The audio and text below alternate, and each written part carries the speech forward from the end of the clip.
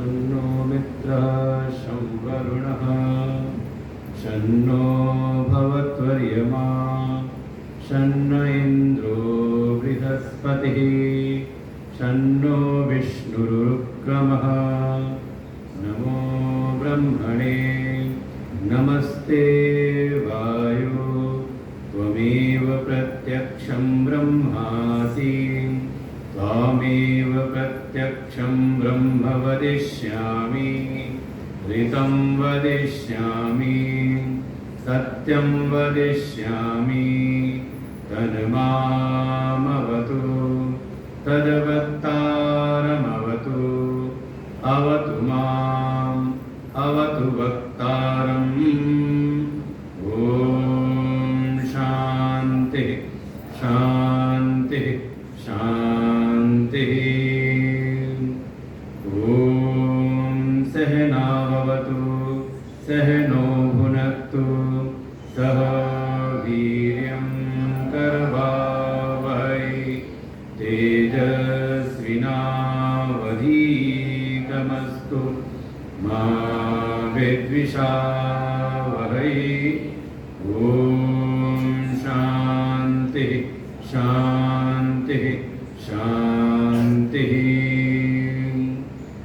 ॐ यश्छन्दसामऋषभो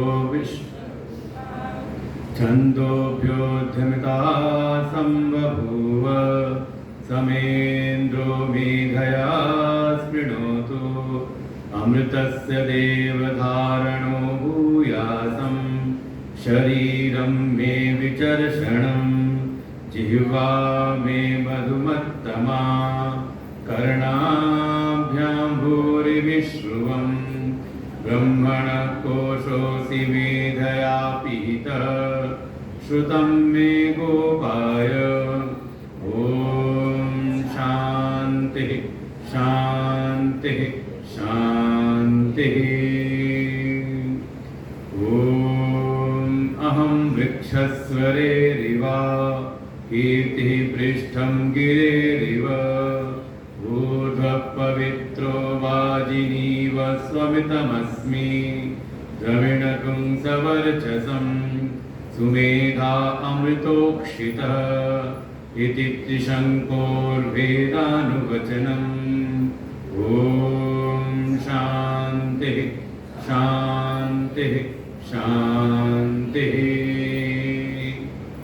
ॐ पूर्णमदः पूर्णमिदं पूर्णात् पूर्णमुदच्यते पूर्णस्य पूर्णमादाय पूर्णमेवावशिष्यते ॐ शान्तिः शान्तिः शान्तिः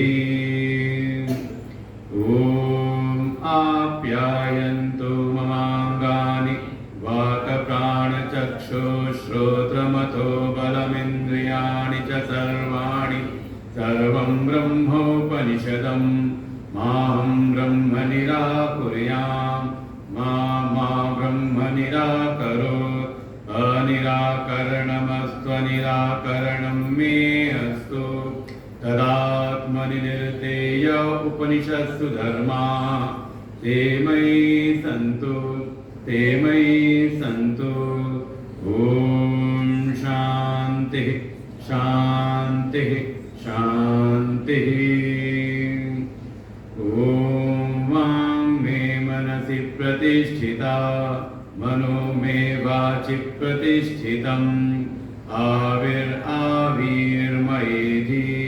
वेदस्य मणिस्थ श्रुतं मे मा प्रहासीरनेनाधीतेनाहोरात्रां सन्दगाम्यरितं वदिष्यामि सत्यं वदिष्यामि तन्मामवतु तद्वक्तारमवतु अवतु माम् अवतु वक्तारम् अवतु वक्तारम्। ओम शांति शांति शांति। ओम भद्रं नो अभिवातय मनः। ओम शांति शांति शांति। ओम भद्रं कर्णेभिः शृणुयाम देवाः भद्रं पश्येमाक्षभिर्यजत्राः स्थिरैरङ्गैस्तुष्टुवागुंसस्तनूभिः व्यशेम देवहितं यदायुः। स्वस्ति न इन्द्रो वृद्धश्रवाः स्वस्ति नः पूषा विश्ववेदाः स्वस्ति नस्तारक्षो अरिष्टनेमि स्वस्ति नो बृहस्पतिर्दधातु। ओम शांति शांति शांति। ओम यो ब्रह्मांडं विदधाति पूर्वं यो वै वेदांश्च प्रणोति तस्मै तमहदेवम् आत्मबुद्धिप्रकाशम् मुमुक्षुर्वै शरणमहं प्रपद्ये। ओम शांति शांति शांति। ओम नमो ब्रह्मादिभ्यो ब्रह्म विद्या संप्रदाय कर्तृभ्यो वंश ऋषिभ्यो महद्भ्यो नमो गुरुभ्यः। सर्वोप्लवरहित प्रज्ञानघन प्रत्यगर्तो ब्रह्मैवाहमस्मि ब्रह्मैवाहमस्मि। ओम शांति शांति शांति। नारायणं पद्मभवं वसिष्ठं शक्तिं ततपौत्रपराशरं च व्यासं गोविन्दयोगीन्द्रमथास्य शिष्यं श्रीशङ्कराचार्यमथास्य पद्मपादं च हस्तामरकं च शिष्यं तं तोटकं वातिककारमन्यान् अस्मद्गुरुं सन्ततमानतोऽस्मि।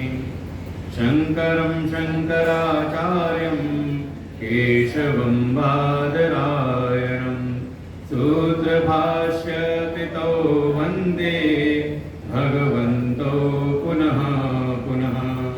ईश्वरो गुरुरात्मेति मूर्तिभेदविभागिने व्योमवद्व्याप्तदेहाय दक्षिणामूर्तये नमः। सदाशिवसमारम्भां शङ्कराचार्यमध्यमाम् अस्मदाचार्यपर्यन्तां वन्दे गुरुपरम्पराम्। श्रुतिस्मृतिपुराणानाम् आलयं करुणालयं नमामि भगवत्पादं शङ्करं लोकशङ्करं शङ्करं लोकशङ्करम्। छठे श्लोक से पार करते हैं।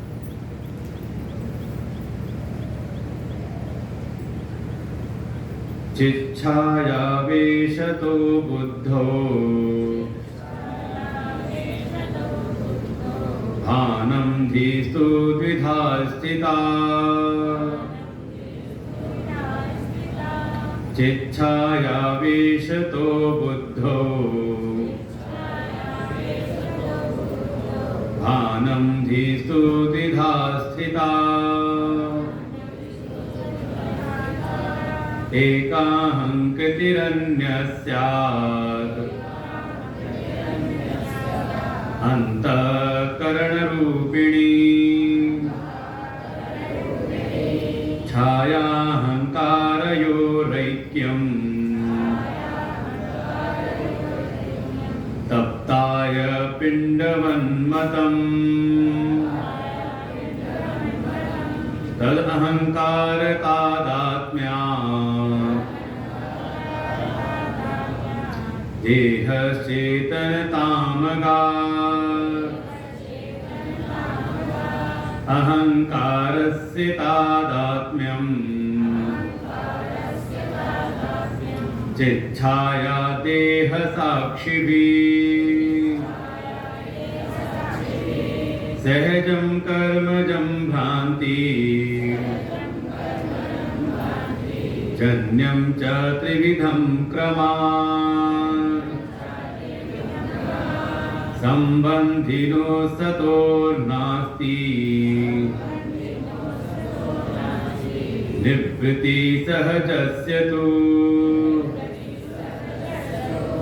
कर्मक्षयात् प्रबोधाच्च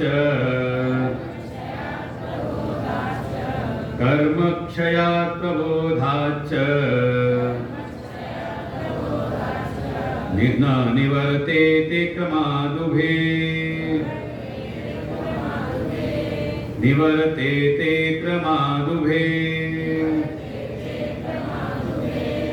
अहङ्कारलये सुप्तौ भवेत् देहोऽप्यचेतनः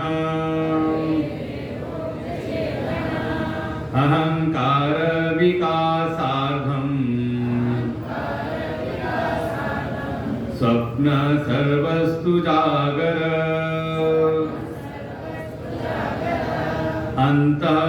अन्तःकरणवृत्तिश्च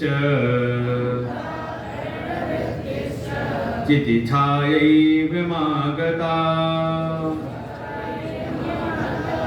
वासना कल्पये स्वप्ने बोधैक्षै विषयान् बहिः मनो अहङ्कृतपादानम्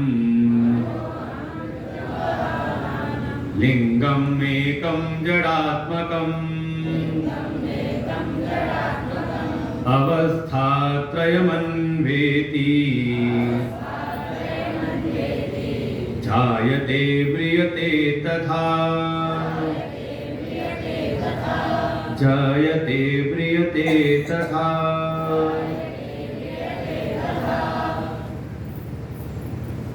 आदि गुरु भगवान शंकराचार्य भगवान इस दिव्य श्री के माध्यम से साधक को दृश्य और दृक् का विचार कराते हुए उसके साक्षी चैतन दृष्टा आत्मा में उसका अवस्थान करा रहे हैं।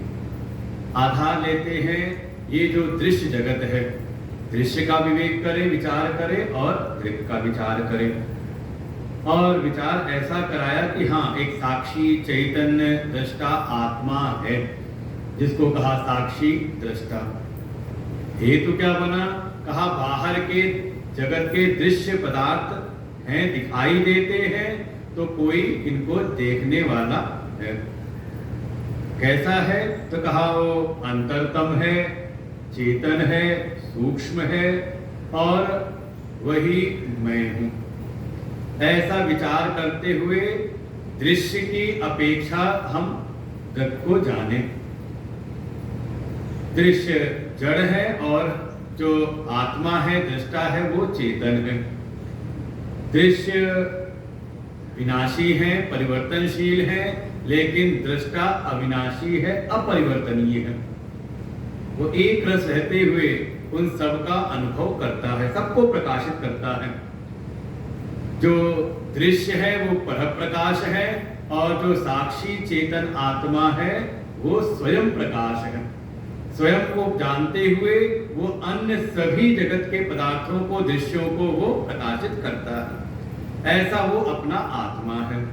ऐसा स्पष्ट करके विवेक कराया, अलग अलग करके इसको समझाया और संकेत किया कि हम उस जो दृक् आत्मा है उसको को ही मैं जाने। तो मन के भीतर आया एक बात कि जब ये बिल्कुल स्पष्ट अलग अलग हैं तो इनका आपस में ऐसा तादात्म्य कैसे हो जाता है। और बाहर के जगत में भी देखें, जो दृश्य जगत है, जब सब में दृश्यत्व समान है तो इसमें भी फिर अलग अलग भेद क्यों दिखाई देते हैं।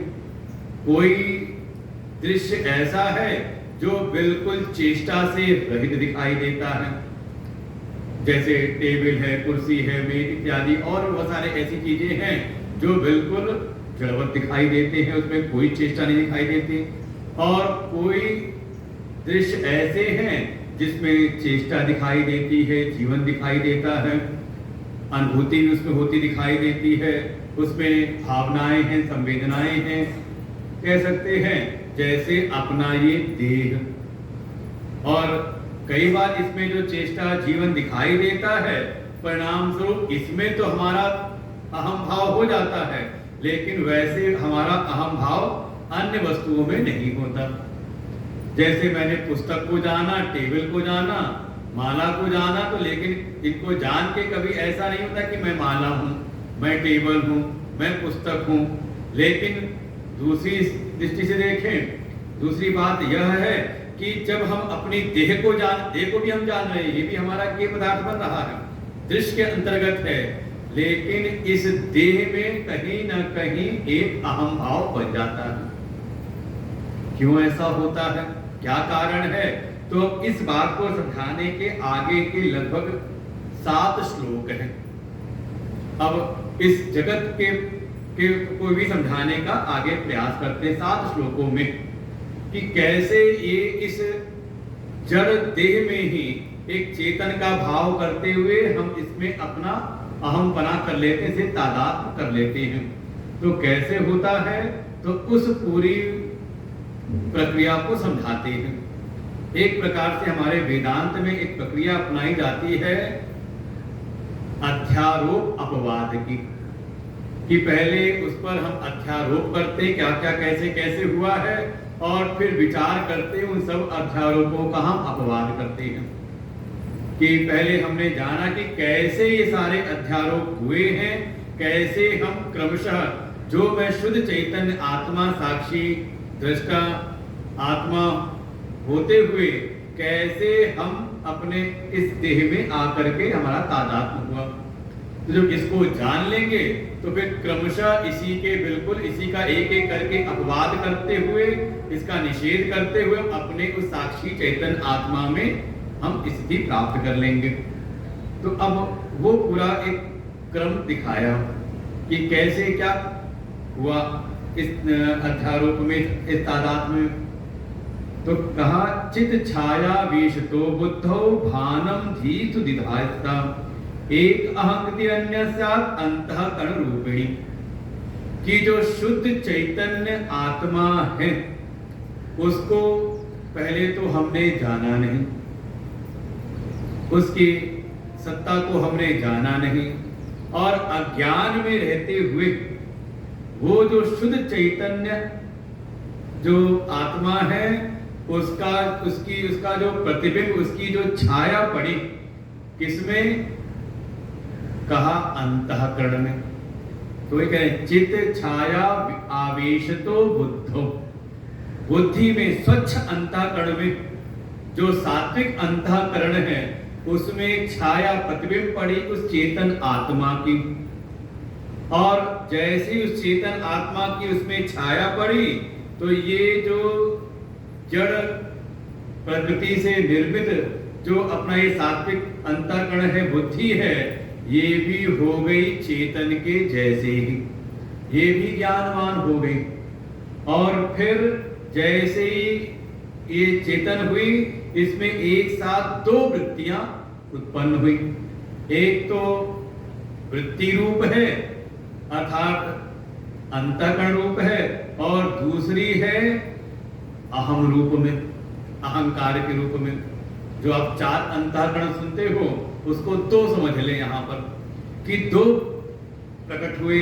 एक तो वृत्ति रूप, कम कर दो,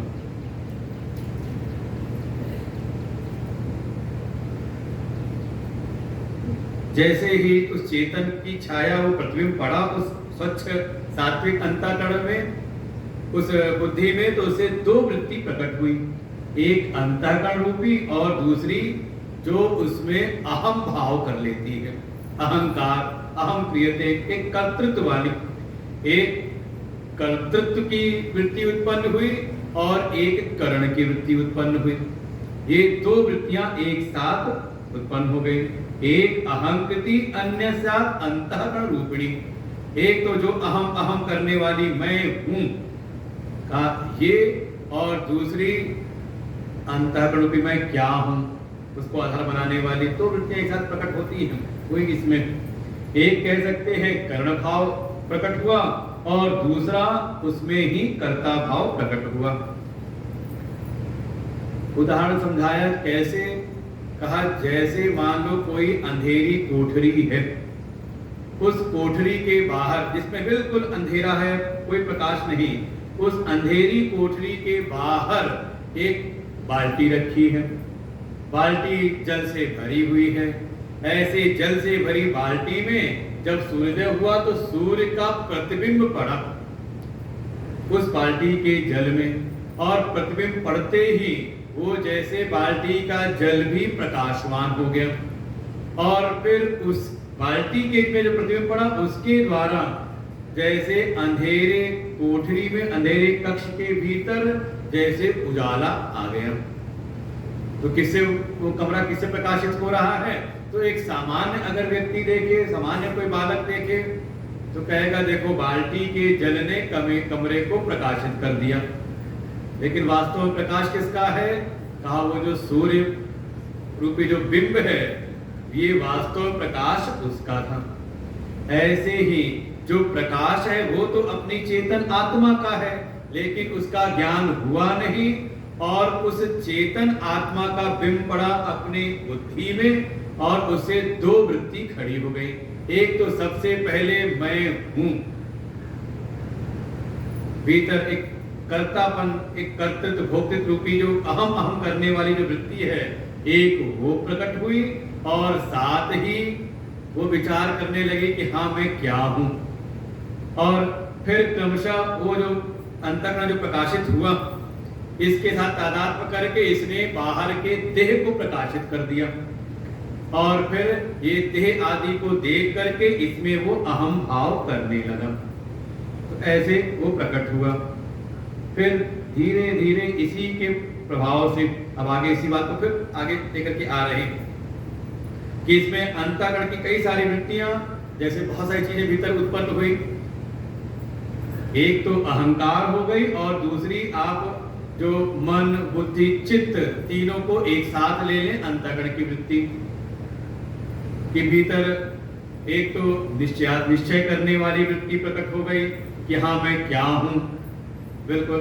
दूसरी कहीं ना कहीं कभी होती है कि हाँ एक संशयात्मक वृत्ति रहती है, या फिर संकल्प विकल्प वाली वृत्ति, ऐसा करे या ऐसा करे, मैं ये हूं या ये हूं, ऐसी वृत्ति।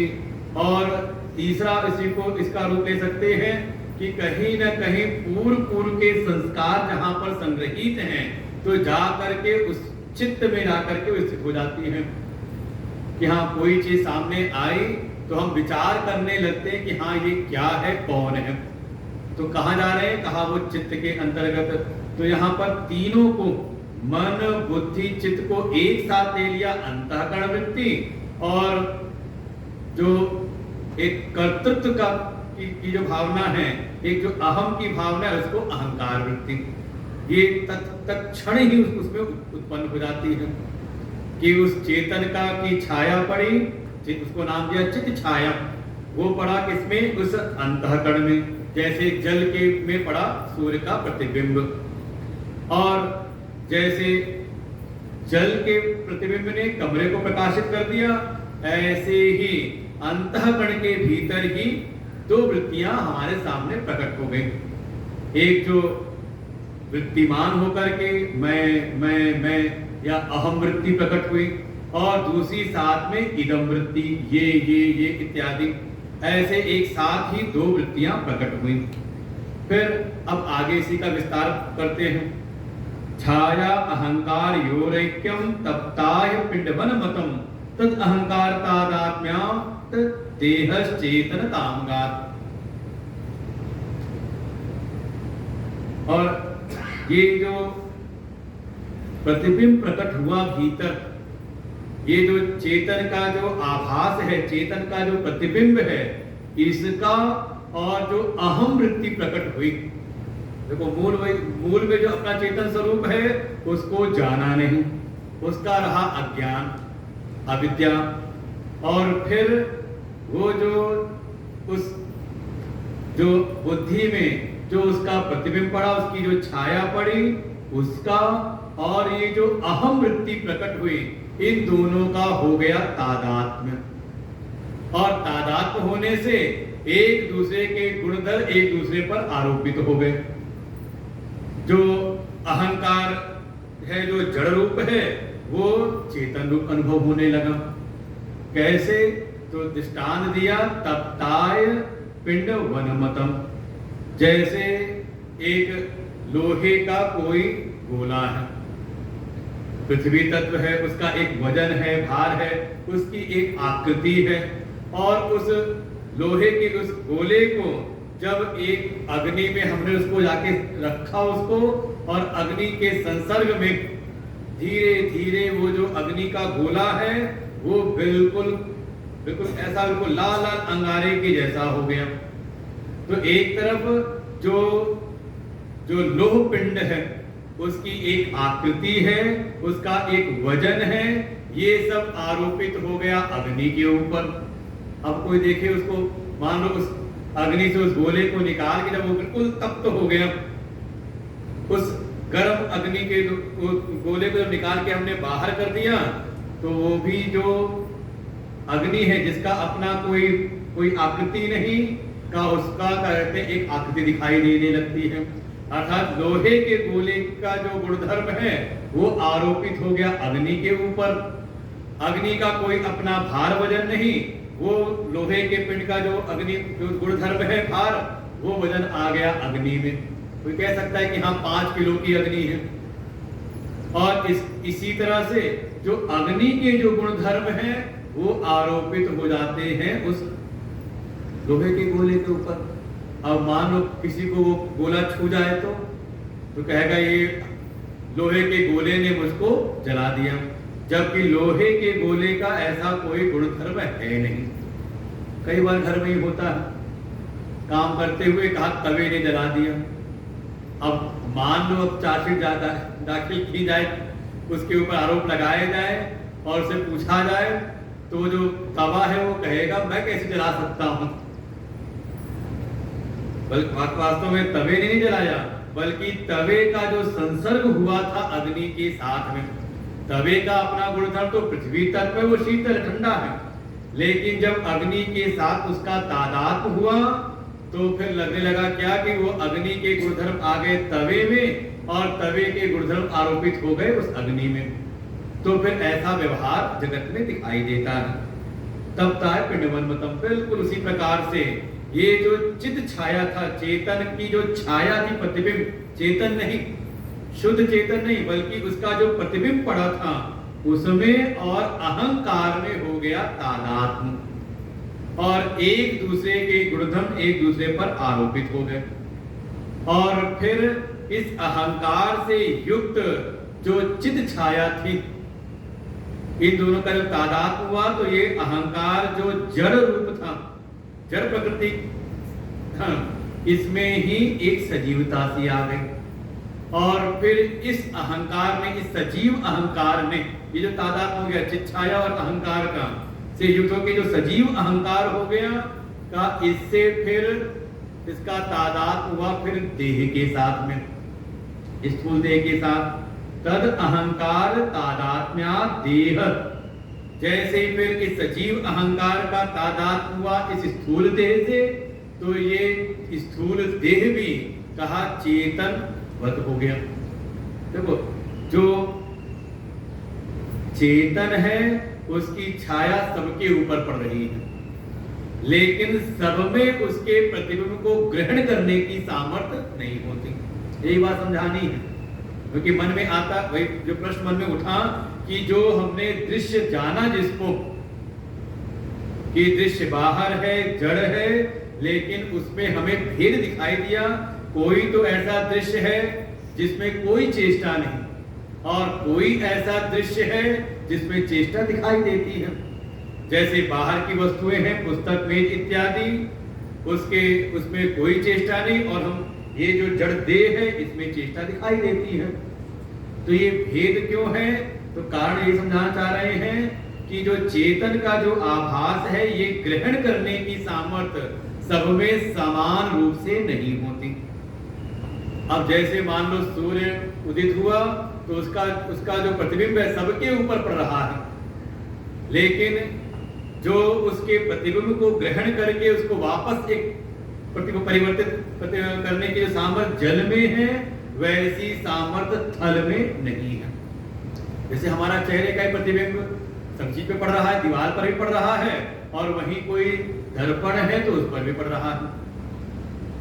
कई बार ऐसा है, कहीं पे मान लो पत्थर ही है, उस पर ही प्रतिबिंब पड़ रहा है, और वही पत्थर अगर उसकी घिसाई कर दी जाए, बढ़िया घिसाई करते करते उसको बिल्कुल चिकना कर दें तो, और बिल्कुल घिसाई उसकी बिल्कुल ग्रेनाइट वाली कर दी जाए तो उसी पत्थर में फिर अपनी परछाई दिखाई देने लगती है।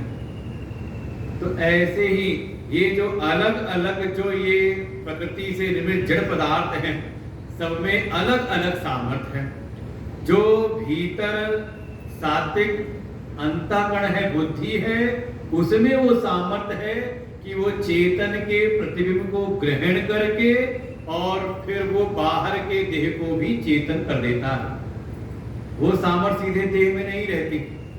यही कारण है कि जो जिस देह के भीतर कहते हैं ना कि किसी में तो जीवन है और कोई मृत है, तो अंतर क्या है? का चेतन तो सब जगह है। जो आत्मा है वो जीवित शरीर में भी है और मृत शरीर में भी है। ये तो कई बार मन में किसी का ये बात पूछी जाए कि मरे हुए व्यक्ति में आत्मा है कि नहीं, तो ज्यादातर लोग कहेंगे हाँ नहीं है। और जैसे ही आपने कहा मृत शरीर में आत्मा नहीं है, तो आपने आत्मा को कर दिया परिच्छिन्न, सीमित कर दिया। आत्मा की जो आप सर्वव्यापकता है उसको आपने बाधित कर दिया, और हो गया सिद्धांत से गलत। जो आत्मा सर्वव्यापक है, एक रूप है, सब जगह समाई हुई है समान रूप से, तो जैसे वो जीवित शरीर में है वैसे ही मृत शरीर में भी है। अंतर क्या हुआ?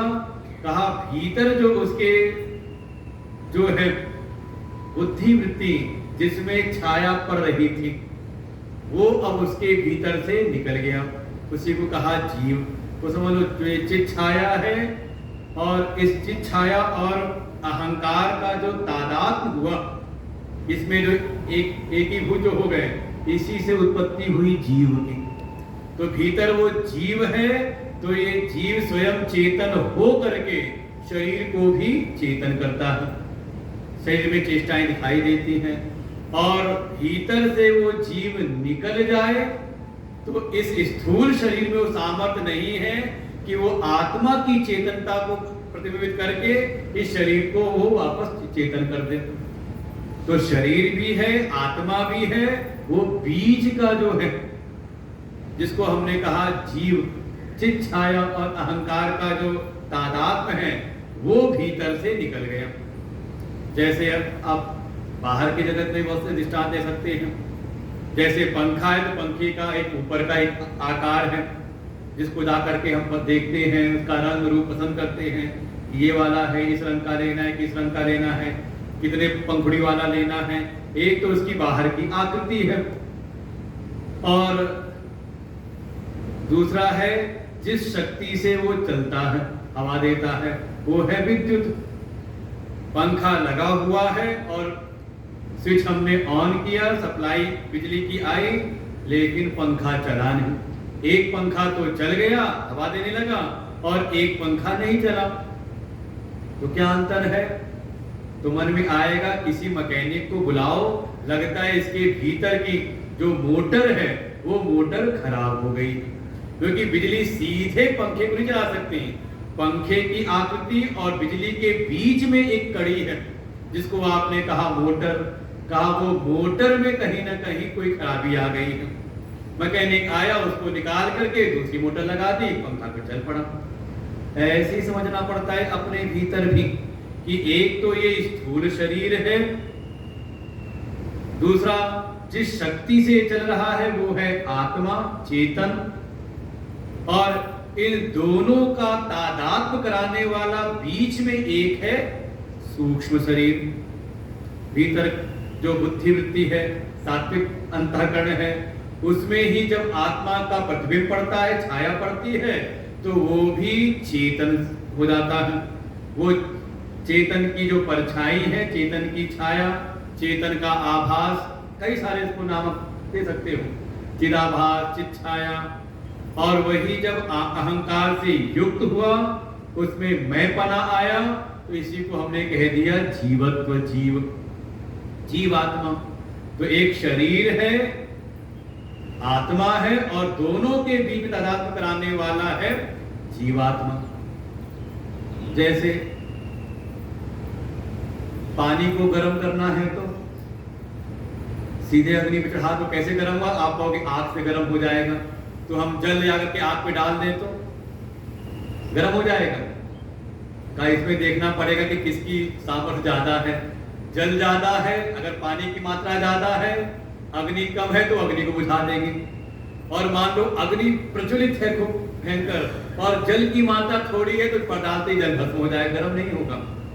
तो हमने क्या किया, एक माध्यम लिया, एक कोई पात्र ले लिया धातु का, उस धातु के पात्र को हमने अग्नि पर रखा और उस धातु के पात्र में हमने जल भर दिया।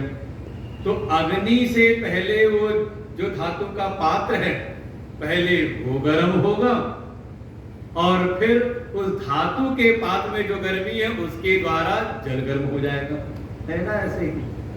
बस ऐसे ही हो रहा है हमारे अपने जीवन में भी, कि जो शुद्ध चैतन्य आत्मा है उसके द्वारा पहले तो जो सूक्ष्म शरीर है भीतर वो आभासित होता है, उसमें चेतन का आभास पड़ता है और उसमें अहंकार, एक तो मैंपना, मैं करके मैं हूं, ये आता है, और दूसरा कहा वृत्ति रूप में अंतःकरण प्रकट हो जाता है। तो ये अहंकार उच्चित छाया के तादाद में हो गया सजीव, और फिर ये स्वयं चेतन होकर के का बाहर के इस देह को भी चेतन कर देता है। तो कह रहे देह चेतनता आगमात, तो इस देह में भी चेतनता आ जाती है और ये शरीर चेष्टाओं से युक्त हो जाता है। और फिर ये देह चेतन हो गया तो अब इस देह के द्वारा बाहर जगत के सारे कार्यकलाप होने लगते हैं। ये फिर कर्ता भोक्ता बन जाता है, फिर ये सारे कार्यों को करने वाला, हंसने बोलने चलने फिरने वाला, ये सब हो जाता है। मूकम करोति वाचालम। अब इसको तो समझने का प्रयास करें कि ये जड़ जो है जिसमें कोई चेष्टा है नहीं, लेकिन इसका तादात्म्य हुआ उस आत्मा के द्वारा और माध्यम बना बीच में वो सूक्ष्म शरीर, जिसमें वो छाया पड़ते वो जीवत्व उत्पन्न हुआ और उसके द्वारा देह चेतन हो गए और फिर ये सारे कार्यकलापों को करने वाला बन जाता है। तो इसके बीच में जो तादात्म्य है किस किस प्रकार से है, तो उसको जान करके वैसे वैसे ही उसके तादात्म्य का हमें निषेध करना है। तो आगे इसी बात को कहा कि जिस प्रकार से जिससे ये तादात्म्य है उसको जान करके उसका उसी प्रकार से हम निषेध करते हुए अपने उस मूल चेतन आत्मा को जाने और उसमें ही स्थित हो जाए। तो आगे कहा अहंकार से तादात्म्यम चित छाया ते साक्षी सहजम कर्मजम भ्रांति जन्यम च त्रिविधम क्रमात्। तो ये जो सारा तादात्म्य समझाया कि कैसे उस चेतन का तादात्म्य हुआ पहले उस बुद्धि के साथ में, और बुद्धि हो गई सजीव, उसमें एक अहंकार प्रकट हो गया, सजीव अहंकार हो गया, और फिर इसके माध्यम से ही कहा फिर तादात्म्य हुआ किससे, कहा देह के साथ में, और ऐसे ऐसे फिर ये क्रम चल पड़ा। तो अब वही समझा रहे हैं कि ये जो भीतर अहंकार उत्पन्न हुआ था, अहम वृत्ति उत्पन्न हुई थी, वैसे देखें तो वो जो सर्वव्यापक जो तत्व है जिसको साक्षी दृष्टा के नाम से समझाया था अभी, वो जो आप तत्व है वो सर्वव्यापक है, वो एक है, और जब एक है तो उसमें मैंपना आने की संभावना, भाई मैं भी भाव तब आता है जब हम दूसरे की सत्ता को देखते हैं। तो जहां पर दूसरा कोई है नहीं तो मैं और तू, मैं फिर वो आ जाएगा मैं और मोर तोर तय माया, ये मैं और तू, मेरा और तेरा, ये सारी भावनाएं ही आती हैं जब हम माया से ग्रस्त अर्थात अज्ञान से अविद्या में पड़े रहते हैं। तो ये जो अहंकार भीतर उत्पन्न हुआ है वो चेतन की छाया से तादात्म्य होकर के, ये जो सजीव अहंकार मैं पना है, इसका तादात्म्य तीन के साथ होता है। कैसे कैसे, तो कहा चित छाया देह साक्षी भी, तीन चीजों से इसका एक प्रकार से तादात्म्य होता है। उस अहंकार का, अहम वृत्ति का, किसके साथ में, कहा पहले तो हुआ चित छाया से, जो चेतन का प्रतिबिंब पड़ा था, उससे उसने अहम भाव तादात्म्य किया, फिर उसके माध्यम से ही इसका तादात्म्य होता है इस देह के साथ में, इस स्थूल शरीर के साथ में। और जब थोड़ा सत्संग प्रवचन सुना कि हाँ कोई साक्षी है, दृष्टा है, तो उसके साथ भी इसका तादात्म्य हो जाता है। समस्या यही है कि जब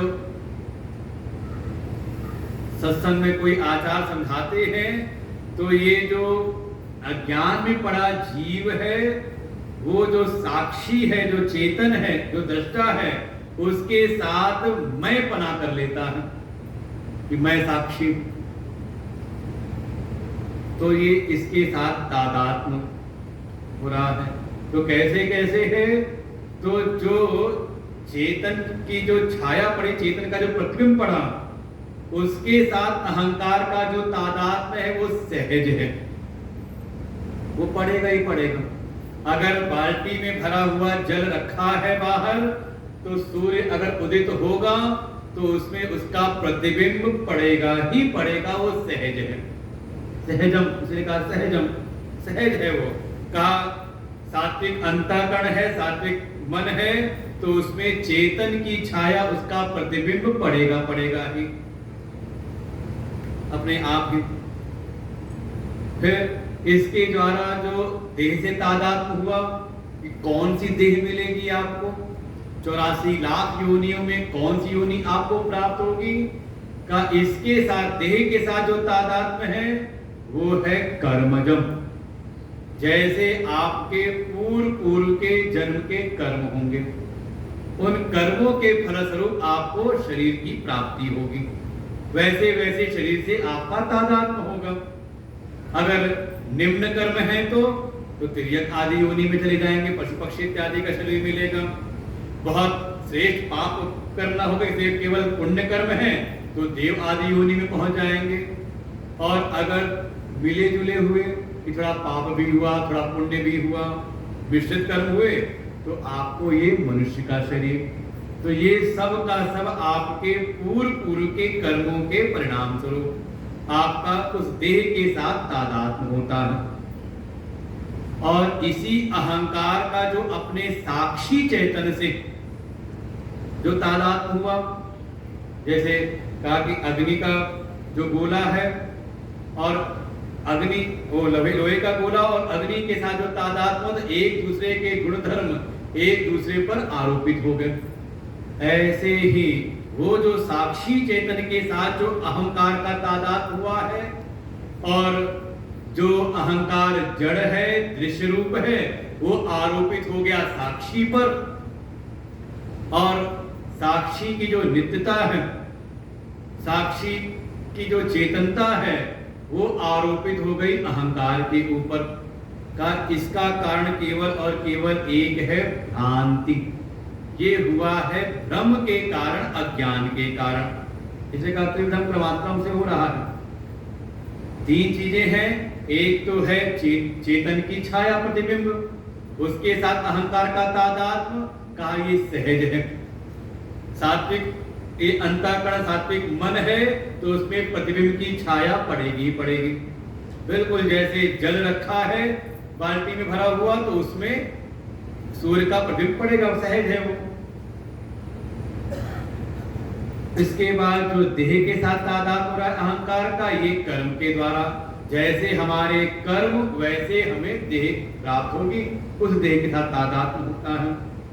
ये समझ ले प्रारब्ध के अनुसार है, कर्म के अनुसार है। लेकिन जो मुख्य बात है वो जो अपना चेतन स्वरूप आत्मा है, उससे जो अहंकार का तादात्म्य हो रहा है। जो साक्षी दृष्टा है वो चेतन है, अंतरंग है, और ये जो अहंकार है ये बहिरंग है, जड़ है, अनित्य है। इनका जो तादात्म्य हो गया है आपस में का, ये हुआ है अज्ञान के कारण। तो करना क्या है? का इस अज्ञान को मिटाना है। वही आगे कह रहे हैं। अब इसका कैसे कैसे इसका निषेध करना है, कैसे इसको समाप्त करना है, तो आगे कहा संबंधिनो सतो नाति निवृत्ति सहजस्य तु। अब आगे इसी बात को समझाया करना क्या है। कहा जो सहज तादात्म्य हो रहा है, जो स्वाभाविक रूप से तादात्म्य हो रहा है, का उसकी निवृत्ति के लिए प्रयास नहीं किया जाता। कि जो चेतन की छाया पड़ रही है सात्विक अंतःकरण पर, सात्विक सूक्ष्म जो शरीर भीतर है उस पर छाया पड़ रही है, कहा वो सहज है, कहा वो चित छाया रहेगी, कहा वो जब तक अंतःकरण है तब तक वो रहेगी।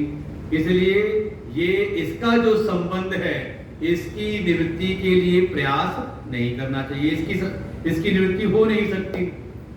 हाँ, बाकी जो है, एक जो है कर्म के द्वारा का, वो भी समझ लो, उस पर भी आपका बस नहीं है। जो कर्म तादात्म्य हो रहा है स्थूल देह के साथ अहंकार का तादात्म्य, वो तो होगा कर्म क्षयात। जब तक वो प्रारब्ध का क्षय नहीं होता तब तक उसका संबंध बना रहता है। इसीलिए जो ज्ञानी महापुरुष हो जाते हैं उनका शरीर भी प्रारब्ध वशात चलता रहता है। तो करना क्या है? कहा ये तीसरा जो संबंध बना है, तादाद बना है, साक्षी दृष्टा जो चेतन आत्मा है उसका और अहंकार का, इसका जो ये अज्ञान के कारण उसमें जो अहम मैं पना बना हुआ है का, उसका हमें क्या कहते हैं, उसको हमें ज्ञान के द्वारा उसका हमें निषेध करना है। वास्तव में जो ज्ञान है, ये जो हम जो भी श्रुतियों का श्रवण करते हैं, तत्व का श्रवण करते हैं, वो इसी के लिए है कि जो भी भीतर भ्रांतियां हैं, जो भी अज्ञान है, उसका हम नाश करें। और जैसे ही उस अज्ञान का नाश होता है तो जीव अपने उस चेतन साक्षी स्वरूप आत्मा में ही अवस्थान प्राप्त कर लेता है। स्थितो अस्मि कत संदेह, सारे भीतर के अज्ञान जनित संशय संदेह मिटे तो चेतन स्वरूप आत्मा में ही स्थित हो जाता है। उसमें फिर वो एक अहमपना भी नहीं रहता, बस केवल एक सत्ता रूप में अस्मि, बस हूं, एक इस तरह की भावना बनी रहती है। और जब तक ये इसका तादात्म्य होता है तब तक उसके सामने ये सारा जगत का जो पसारा है, जगत का जो प्रपंच है, क्रमशः उसके सामने आते जाते रहते हैं। वो फिर तीनों अवस्थाओं में, भाई जगत यही तो है, तीन अवस्थाएं हैं, वो फिर जागृत में, जागृत से स्वप्न में, स्वप्न से सुषुप्ति में, फिर सुषुप्ति से जागृत में, स्वप्न में, ऐसी क्रमशः उसका ये सारा जगत प्रपंच चलता रहता है। कैसे कैसे, अब उसको भी आगे समझा दिया। अहंकार लये सुप्तो भवे देहो विचेतनः, अहंकार विकासार्थम स्वप्न सर्वस्तु जागरण। ये जगत वास्तव में है कैसा? 3 अवस्थाओं के रूप में है। ये जो भीतर अहंकार वृत्ति उत्पन्न हुई थी, अहम वृत्ति उत्पन्न हुई थी, क्या देखो, ये अहम वृत्ति जैसे ही लय हो जाती है तो हम चले जाते हैं कहां पर? का सुषुप्ति अवस्था में। और जैसे ही अहंकार लय हुआ हम चले गए सुषुप्ति अवस्था में। देहो अपि अचेतन, तो सुषुप्ति अवस्था में जो शरीर है बिल्कुल मुर्दे के समान हो जाता है। वो समझ लो सोया हुआ और मरा हुआ एक ही समान होता है। अगर कोई किसी का जो कहते हैं बिल्कुल गहन सुषुप्ति में कोई चला जाए, उसकी भीतर की अहंकार वृत्ति लय हो गई तो चला गया सुषुप्ति में बिल्कुल। इसीलिए जैसे कि कहते हैं कोई मृत हो जाए तो जीवित व्यक्ति को उठाना हल्का लगता है, आसान लगता है, और कोई मृत हो जाए तो बिल्कुल, या तो कभी कोई बेहोशी में हो जाए, मूर्छित हो जाए, जिसको बिल्कुल अपना होश ना रहे, उसको उठाना बड़ा कठिन है, भारी हो जाता है। तो समझ लो सोया और मरा दोनों एक समान होते हैं। फिर अहंकार विकासार्थम, जब अहंकार बिल्कुल पूरी तरह से लय नहीं हुआ बल्कि आधा विकसित रहा, विकास अर्थम, अहंकार आधा जगा हुआ है, पूरी तरह से सोया भी नहीं है और पूरी तरह से जगा भी हुआ नहीं है, तो आ गई कौन सी? कहा दूसरी अवस्था। ये शरीर तो अचेतन पड़ा हुआ है, स्थूल शरीर तो बिल्कुल अचेतन पड़ा हुआ है, लेकिन सूक्ष्म शरीर कार्य करने लगता है। और कार्य करते हुए जो जो भीतर उस सूक्ष्म शरीर के भीतर अंतःकरण में, चित्त में जो जो पूर्व की वासनाएं हैं, जो जो संस्कार हैं, उन संस्कारों के आधार पर वो एक सूक्ष्म प्रपंच को प्रकट कर देता है। और फिर वहां भी सुखी दुखी होता रहता है, सुख दुख का भोक्ता बना रहता है। उसको कह दिया स्वप्नावस्था। और जब ये अहंकार पूरी तरह से जग गया तो सर्वस्तु पूरी तरह से अहंकार जगा हुआ है, तो समझ ले यही आपकी जागृत अवस्था है। ये अहंकार का सारा खेल है। वो अहंकार और चित छाया, चेतन की छाया से ये जो अहंकार का तादाद हुआ, इससे ये अहंकार सजीव हो गया, और सजीव होकर के फिर वो तीनों अवस्थाओं में आता जाता रहता है। जिस समय बिल्कुल जगा हुआ है, पूरी तरह से जगा हुआ है, तो सारे विश्व के साथ वो तादात्म्य करता है। ये हो जाती है उसकी जागृत अवस्था। जब ये पूरी तरह से न जग करके बल्कि आधा सोया सा अनमने मन से है, आधा जगा हुआ है, विकसित अर्ध विकसित अवस्था इसकी है, तो ये चला जाता है, शरीर इसका हो जाता है शांत। लेकिन अंदर का जो सूक्ष्म शरीर है वो फिर सारे उस सूक्ष्म प्रपंच को रच देता है, और वहां पर भी वो कर्ता भोक्ता बन करके सुख दुख का भोक्ता बन जाता है। और जब ये थक हार के बिल्कुल लय हो जाता है अहंकार, तो ये बिल्कुल चला जाता है तीसरी सुषुप्ति अवस्था में। ऐसे ये जागृत सुषुप्ति अवस्था में ये जो बीच वाला जो है आत्मा नहीं जा रही, आत्मा तो सबकी साक्षी है। ये शरीर भी कह सकते हैं जागृत अवस्था में तो जगा हुआ काम करता है, चेष्टावान हो जाता है, और स्वप्न और सुषुप्ति अवस्था में शरीर भी पड़ा रहता है ऐसे ही। तो ये तीनों अवस्थाओं में आने जाने वाला कौन है? का वो बीच की जो कड़ी है, चित छाया और वो जो अहंकार का जो मेल हुआ है, वो जो जीव बना हुआ है, वैसे ही आगे फिर इसी को पुनः आगे समझाया, आगे की चीज को। अंतःकरण वृत्तिश्च चिति छाया ऐक्यमागता वासना कल्पये स्वप्ने बोधे अक्षय विषयान वही। फिर यही है अंतःकरण की जो वृत्ति है और चेतन की छाया। कठिन है ये ग्रंथ, थोड़ा सा समझना पड़ेगा, बार बार समझा रहे हैं इस चीज को। जब वो जो एक अंतःकरण की वृत्ति प्रकट हुई थी, जिसको हमने कहा मन बुद्धि चित्त तीनों को एक साथ ले ले, एक तो अहंकार, अहंकार कैसे समझा दिया, वो जो अहम सजीव अहम है वही तीनों अवस्थाओं में आता जाता है।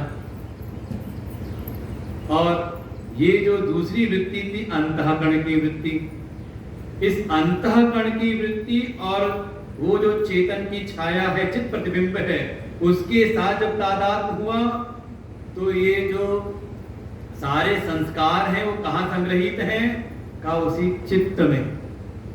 तो जैसे ही उसका तादात्म्य हुआ तो चित्त के भीतर जितने भी संस्कार हैं उसी को नाम दिया वासना।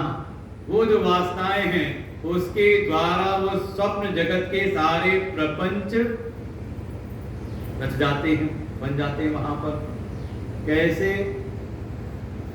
जैसे कभी आप जाओ सिनेमा में, तो सिनेमा में एक तो पर्दा है जिसके ऊपर सारे चलचित्र चलते हैं, लेकिन वो जो चलचित्र दिखाई दे रहे हैं वो हैं कहां पर, का वहां जो रील लगी हुई है, उस रील में पूर्व में जो कुछ भी शूटिंग की गई है और उसको उस रील में अंकित कर दिया गया है, तो रील में सारे दृश्य अंकित हैं, वही सब पर्दे के ऊपर प्रकट होते हैं।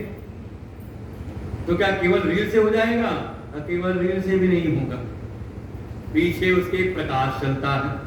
प्रकाश भी हो, साथ में जो रील है उसमें पूर्व के जो चित्र हैं उनको अंकित किया हुआ हो, और जब दोनों का तादात्म्य होता है तो पर्दे के ऊपर बढ़िया चलचित्र हमें पिक्चर दिखाई देती है, एक के बाद एक वहां दृश्य प्रकट होते रहते हैं।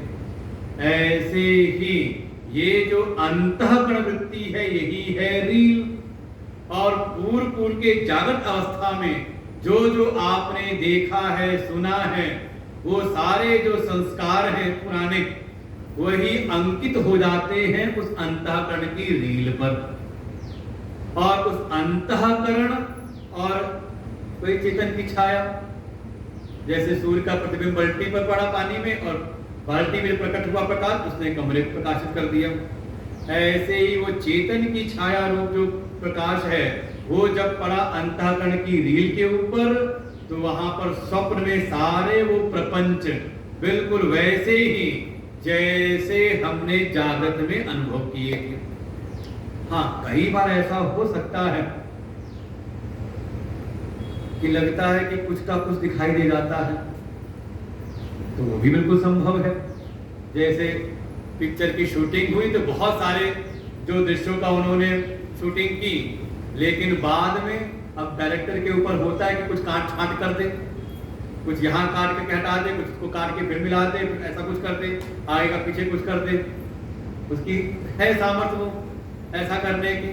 तो ऐसे ही वो जो हमारे अंतःकरण के ऊपर अंकित जो सारे संस्कार वासनाएं हैं वो कई बार स्वप्न में आपस में गड्ढ-मड्ढ हो जाती हैं।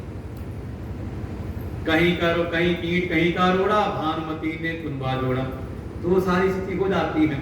और इसका बड़ा सुंदर दृष्टांत देते हैं हमारे स्वामी तेजोमयानंद जी, उनके प्रवचनों में मिलता है कई बार ऐसा दृष्टांत कि एक बार वो कहीं गए थे फर्नीचर की दुकान पे, आश्रम के लिए फर्नीचर लेने के लिए, तो उन्होंने देखा बढ़िया वहां से फर्नीचर लगे हुए थे बढ़िया सब, उन्होंने वो देखा। उसके बाद जब आश्रम की ओर आने लगे तो उनको वहां फर्नीचर की दुकान देखने गए तो वहां पे कुछ और भी खरीदार आए थे। कोई नई जमाने की कोई मैडम आई थी, मिनी स्कर्ट पहनी हुई, कोई हील सैंडल पहनी हुई, पूरा उन्होंने पटपट किया उन्होंने। ऐसी कोई वहां पे ग्राहक आई हुई थी, उनको भी देखा। और फिर जब आश्रम की ओर वापस आने लगे तो रास्ते में कोई सर्कस लगा हुआ था, वहां पर उन्होंने देख लिया हाथी को। तो ये सब दृश्य उन्होंने देखे और आ करके आश्रम में खा पी करके गए सो। ना तो पूरी तरह से जगे और ना पूरी तरह से शुद्धि में गए, ना तो अहंकार की लय अवस्था बिल्कुल आई और ना ही अहंकार पूरी तरह जगा हुआ, बल्कि अर्ध विकसित स्थिति रही अहम की।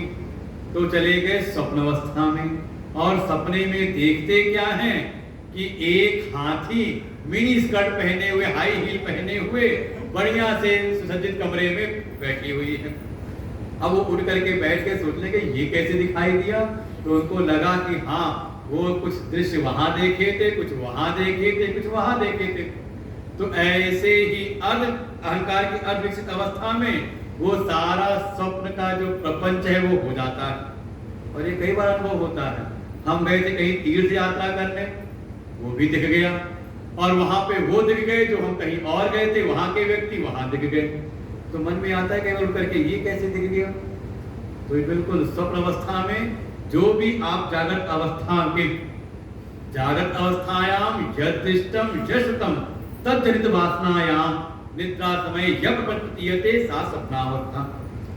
जागृत अवस्था में जो कुछ भी आप देखते हो सुनते हो उसके द्वारा जो आपके अंतःकरण में जो जो छाप पड़ जाती है, संस्कार पड़ जाते हैं, जो वासनाएं संग्रहित हो जाती हैं, अर्ध निद्रा की अवस्था में वही सबके सब नए प्रपंच को रच देती है। वही हो जाता है आपका स्वप्न।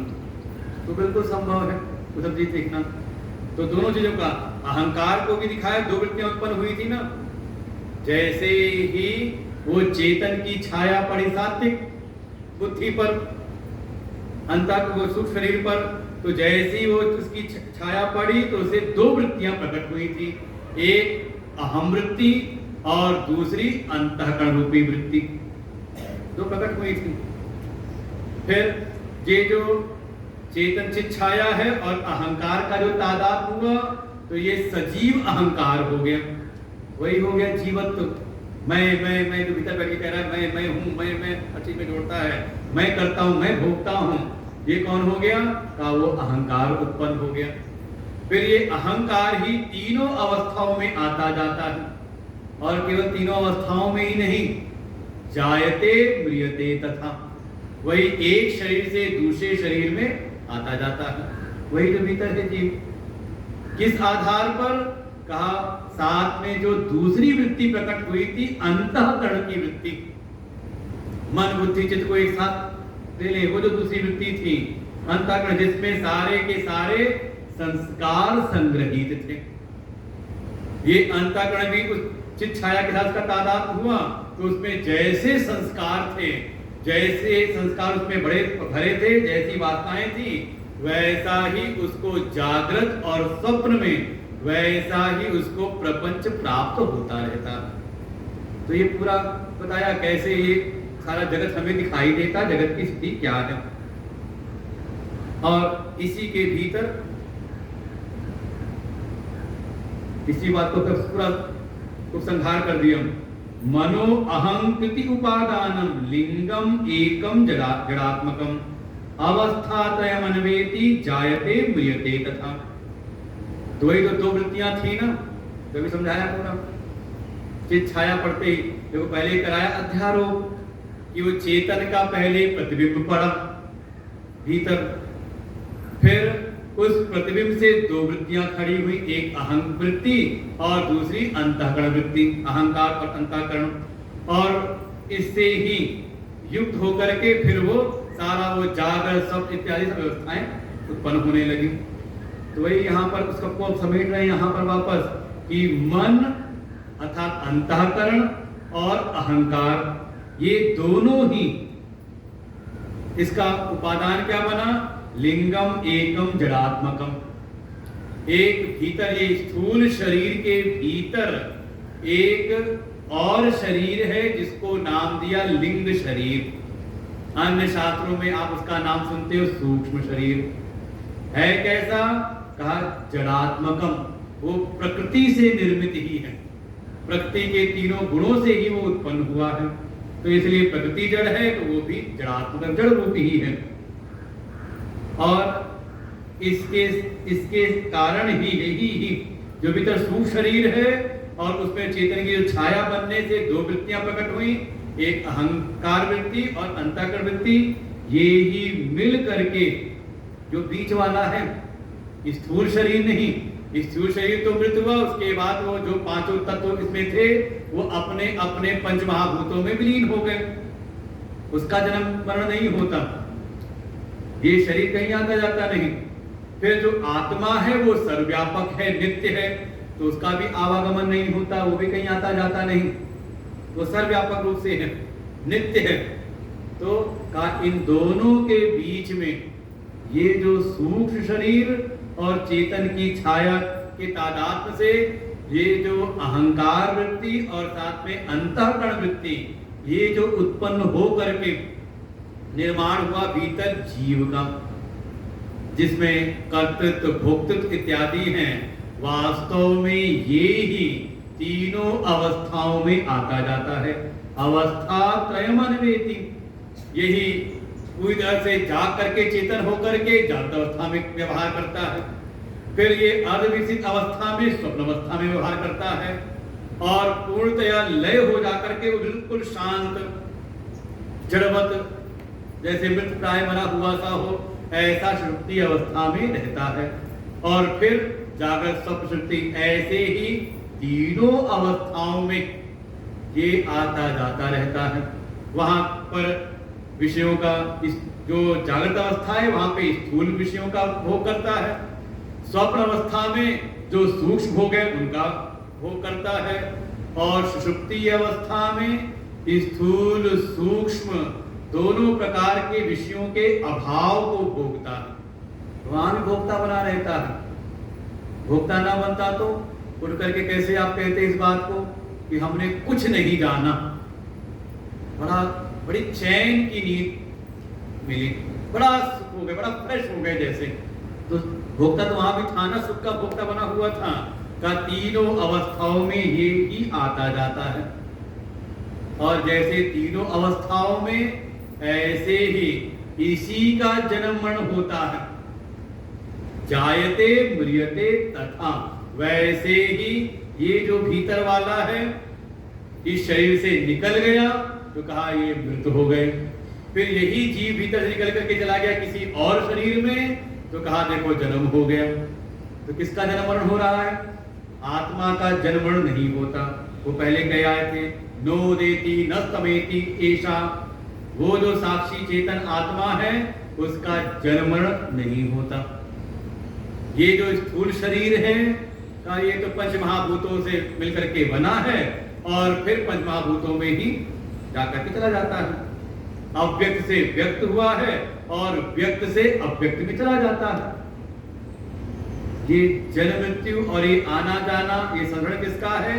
का भी बीच में जो बना हुआ है जीव, चित छाया और सूक्ष्म शरीर के तादात्म्य से, इसके द्वारा ही उसी से दो वृत्तियां प्रकट हुई, अहंकार की वृत्ति और अंतःकरण की वृत्ति।